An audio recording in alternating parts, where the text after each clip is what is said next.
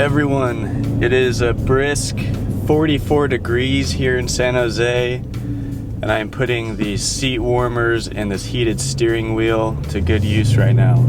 I've been fortunate enough to own 4 cars.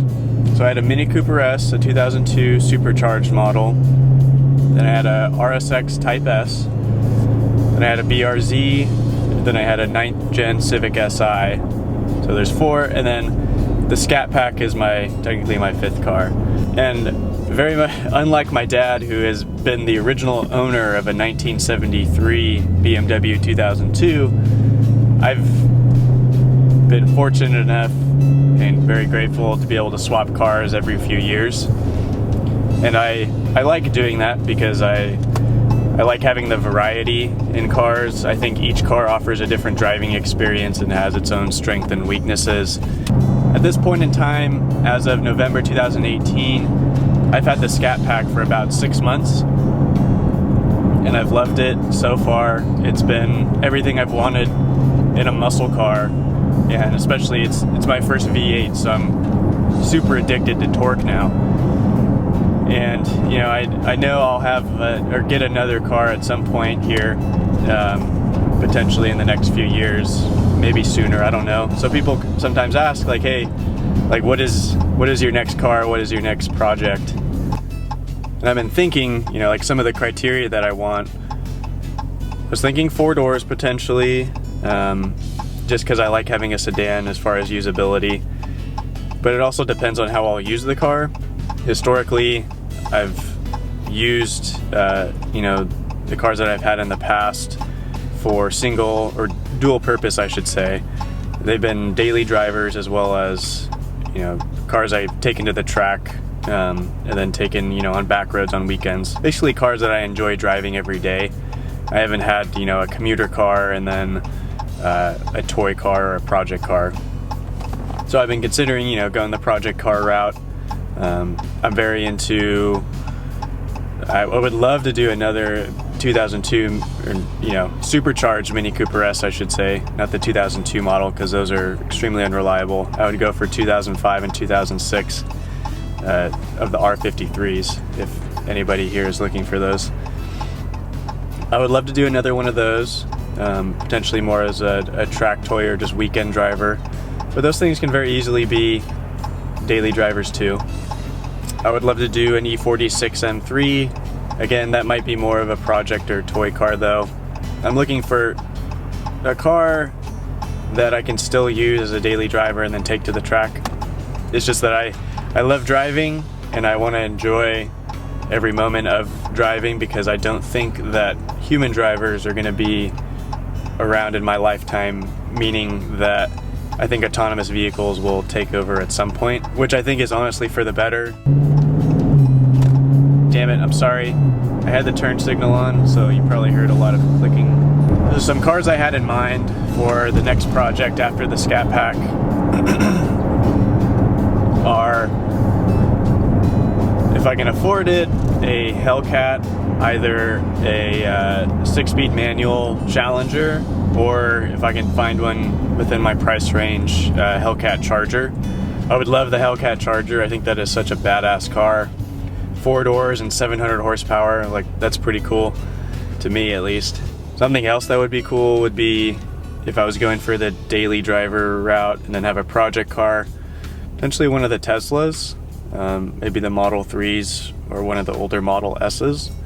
I love what Tesla's doing, and if, you know, I truly am all about torque, then I would probably look into one of those.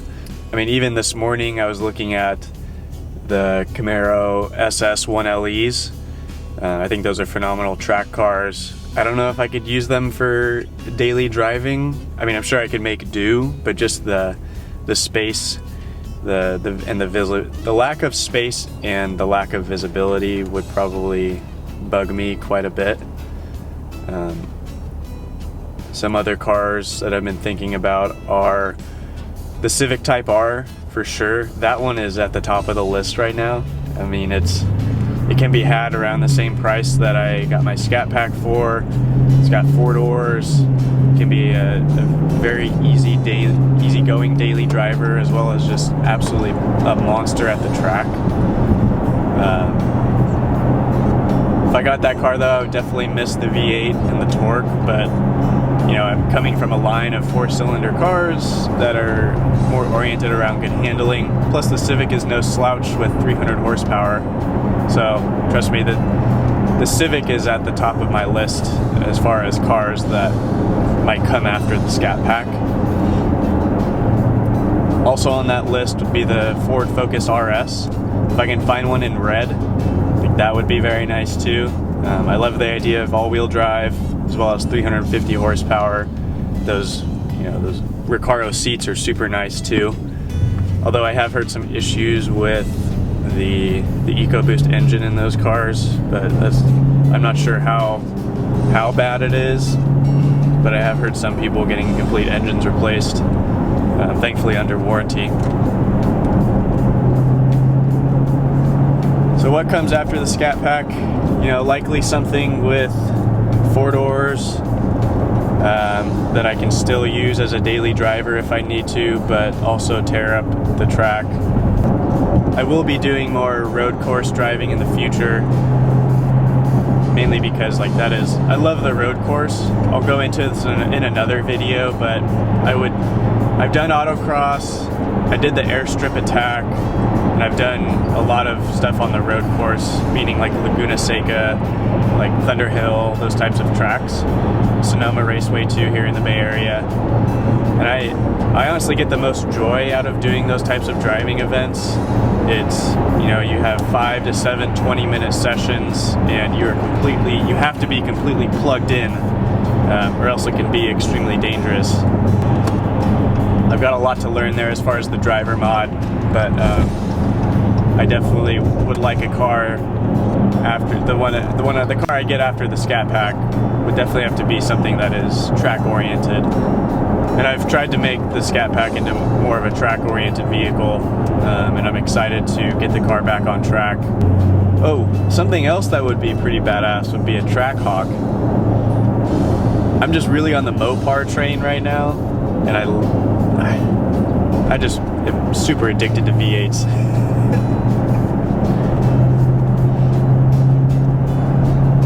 So yeah, in summary, you know, the next car in my head, it changes almost weekly, but as of right now, the cars that I'm thinking about are the Civic Type R, the Ford Focus RS, a 6-speed manual Challenger, and then kind of like the dark horse would be the Charger Hellcat. I really love those. And I think that would be, I wouldn't be sad if I got one of those. Another car, you know, depending on my lifestyle and budget, kind of actually a dream car. I don't know if it'll be the next one, but eventually it'll be in my lineup of cars, will be one of the ACR Vipers. I am obsessed with those and think it's so in line with Dodge's build philosophy for that, with just a lot of power, a lot of grip via some aggressive aero, and, you know, 6-speed manual V10. I think that is just so badass and something that I would thoroughly enjoy on the track.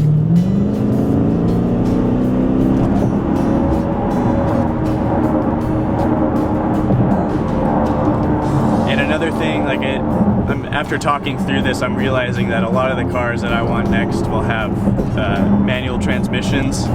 I think in the back of my mind, I'm not regretting getting the automatic in the Scat Pack, because honestly, this transmission is great. It's just that I think the next car, just for the sake of enjoying a car before electric vehicles are the norm and autonomous vehicles are the norm, like I want to enjoy the total analog engagement with the car, meaning the shifter, the clutch, and that whole driving experience that comes with it. But it also depends on where I'm living and my commute, for example. There's no way I would enjoy driving a 6-speed manual Hellcat in some of this Bay Area traffic to and from work every day. That's another one of the reasons I absolutely love the automatic in the Scat Pack right now, is just because of my commute. And also thank you for everyone who has subscribed. I don't think I'll ever be one of those guys that's like, hey, smash the bell, ring the subscribe button. I'm doing this purely for fun, and I'm really enjoying it, creating this content. I think as of right now I have 10 subscribers. I don't look at that as a small number in any way, just because I get nervous talking to large groups, and if there were 10 people in a room and I was giving this talk right now, I would actually be pretty nervous. So 10 people, hey, I appreciate you subscribing and viewing my content. There's a lot more to come. I'm gonna keep making videos for the time being. So yeah, I'll see you guys next time.